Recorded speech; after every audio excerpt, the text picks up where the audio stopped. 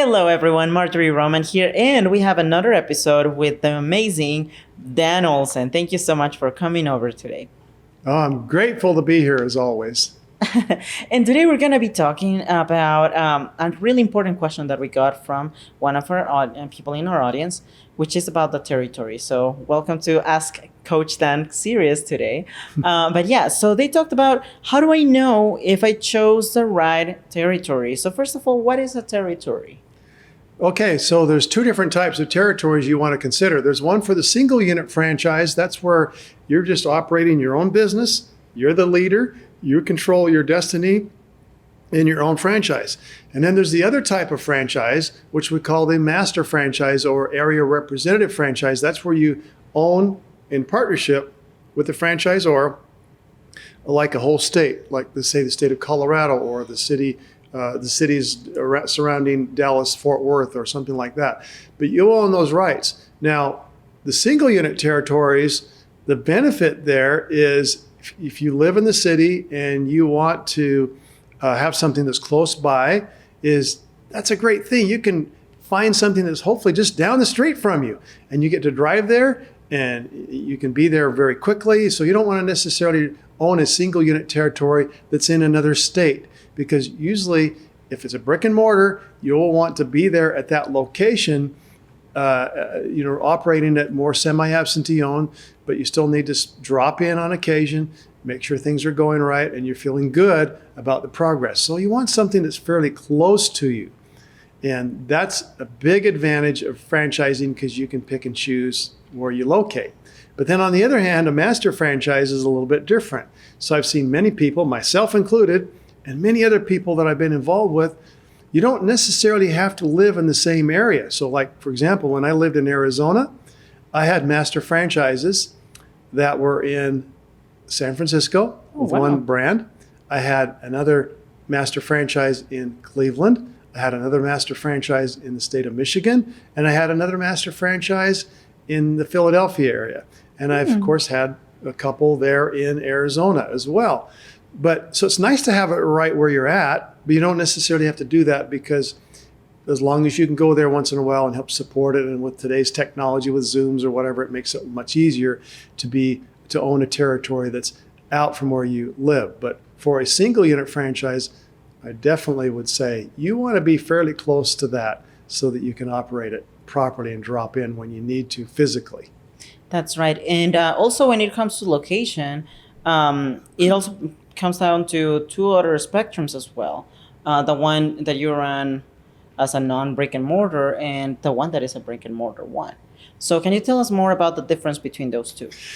Yeah, I categorize all single unit franchise acquisitions into two different categories, and that's the brick and mortar versus the small office, home office type franchise.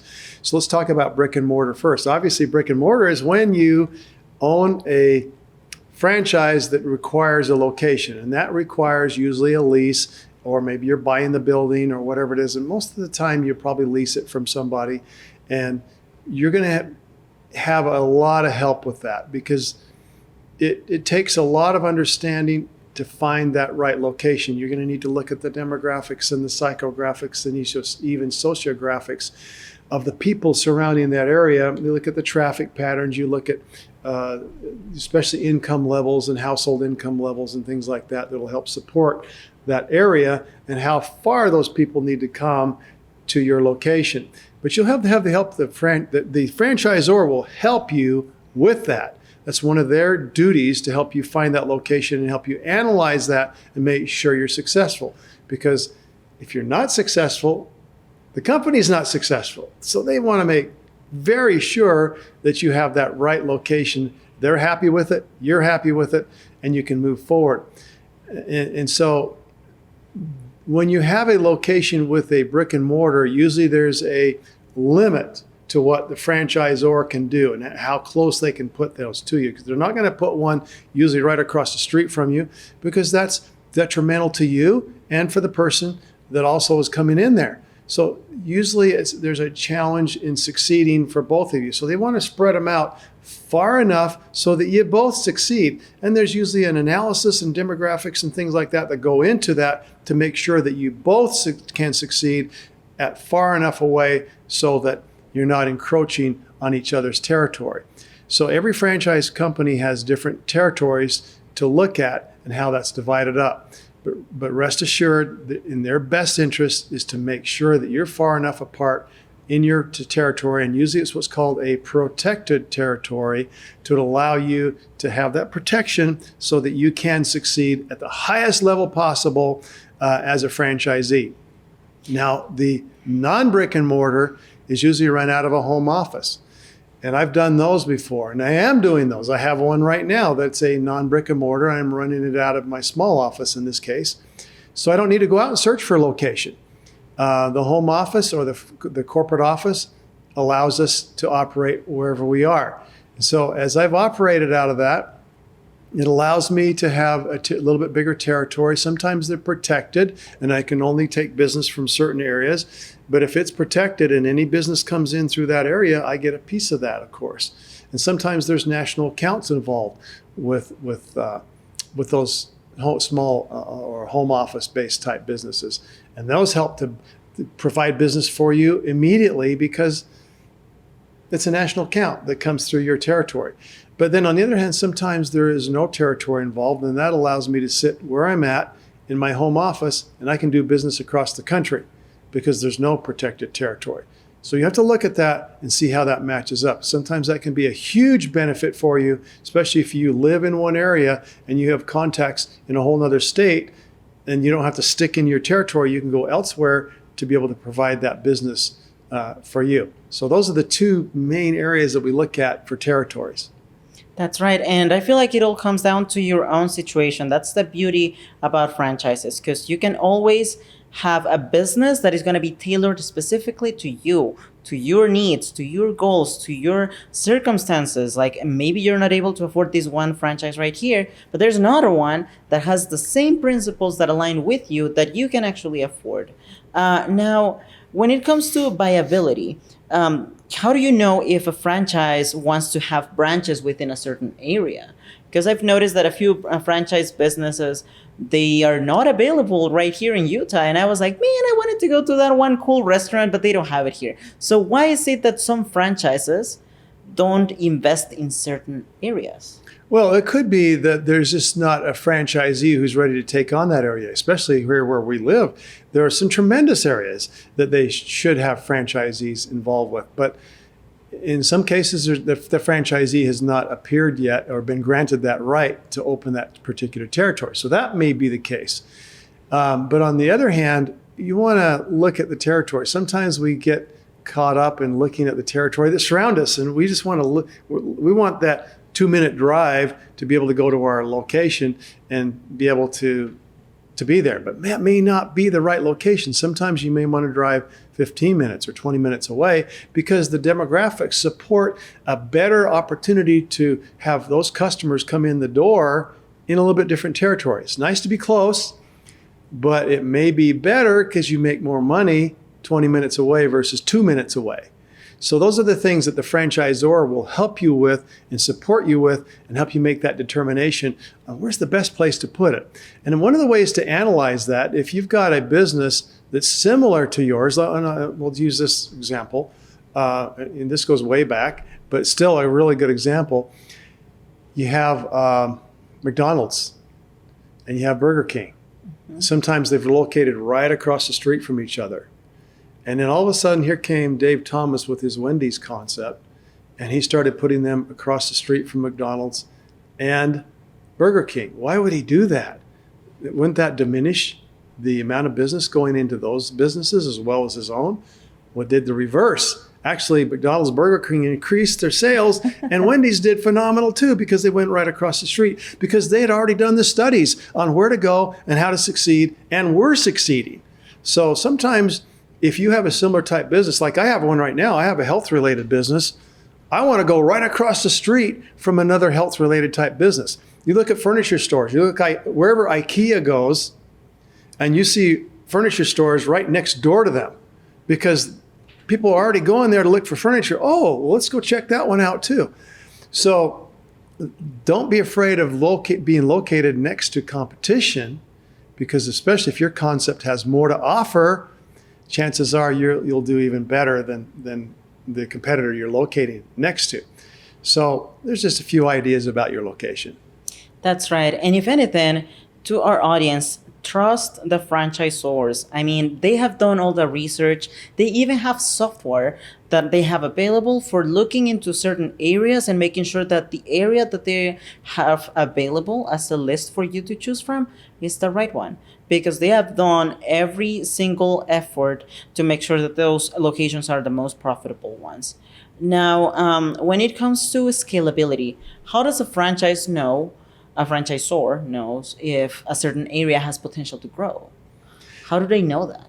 Yeah, one of the biggest mistakes the new franchisor makes is to granting too big a territory. Because if you grant too big a territory and the franchisee gets in there and only needs to service a small portion of the huge territory, then the franchisor is not taking advantage of all the possibilities that can be serviced and with more customers, which actually helps the franchisee succeed even more, because it lifts everybody when you have more franchisees in the area contributing to the advertising.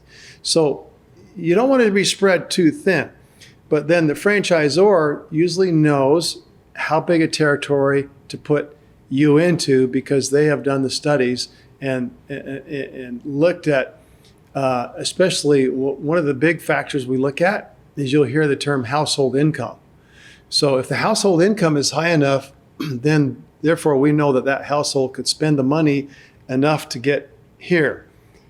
And so they've done that research around the location so that we know what to look for. The other factor is traffic. How much traffic is going by it? If you have a sign outside your brick and mortar that can be easily seen, your brand recognized, and is there ways to promote your business along that traffic corridor so that you can see, so they can see your business and want to come in and give it a try. Walk-in business is great, but really the referral business and the business that comes in from advertising is going to exceed a lot of the traffic type businesses, just because of the brand name and the way you're promoting your business. That's right. And then again, all of these systems have already been thought by the franchisors in advance, so you'd better trust them. Now, when it comes to locations, though, what if the franchisors present you multiple really good options? How do you go about choosing between them? You grab them all. Oh. What I mean, if they're really good, why don't we just settle in with one location? You don't realize that from the bigger franchise companies, most franchisees own more than one location. Oh, wow. And that's because they want to succeed bigger. They want to build that little mini empire that allows them to succeed even on a bigger level.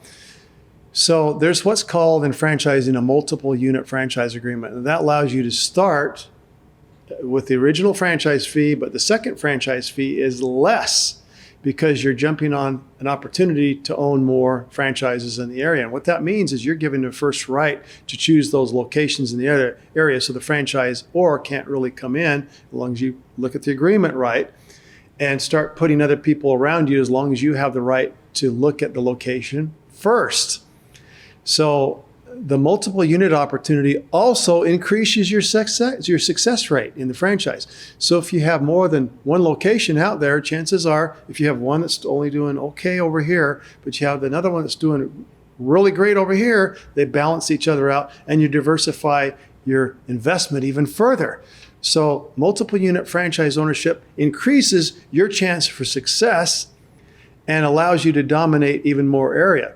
So when you're getting into a territory, if you're aligned with a hot franchise and it's starting to grow and you've got some momentum there, I would check and see how you can secure not just one, but multiple units in the area so that you can take advantage of all those locations. Now, to answer your question, Marjorie, if you can only choose one, how do you choose that one?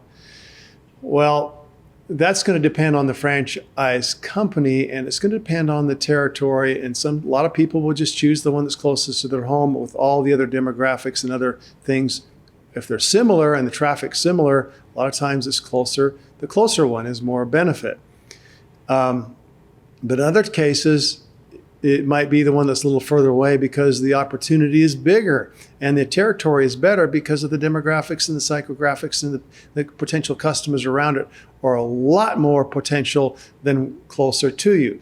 So those are things that once you get in, you'll be advised on. Once again, our advising team can help you through that to make sure you pick the right one, or in this case, you might pick 2 or 3 and solidify and grab those before someone else has the chance to do that. Because if it's growing fast, you want to grab them quickly before someone else does. That's right. And in the case of owning multiple locations, how do you go about like funding them? Do you need to pay them all 3? Let's say if I wanted to get into this cookie dough franchise and I were to purchase 3 of them, I don't think I would have the funds to pay the 3 of them. Do I need to pay them the 3 right out of the bat? So the thing is, what happens is you end up acquiring the single unit franchise for the franchise fee.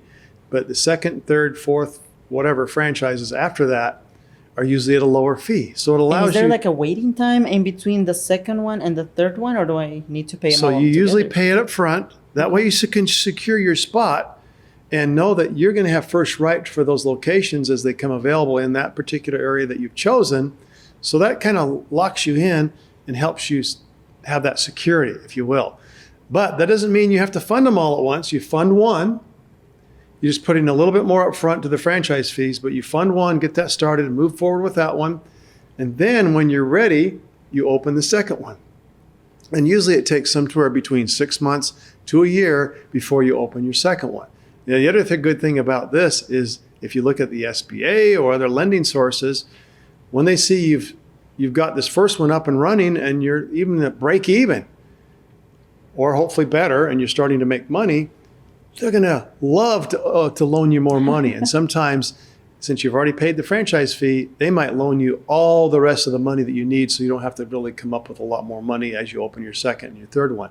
And the franchisor, being the good franchisor that they are, hopefully as you choose them, will give you enough time in between opening them up because they don't want to crowd you. It's not like you have to open one month and open another one the next month.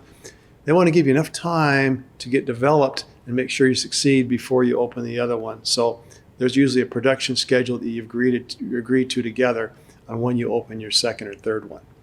That's right. And then again, it all comes down to trusting the franchisor, trust the system, trust the process. They have done all the research ready for you to just take advantage of it and generate the massive income that you want on your business. Thank you so much again, Dan. And thank you to our audience for tuning into this episode. We're going to see you on the next episode. Bye-bye.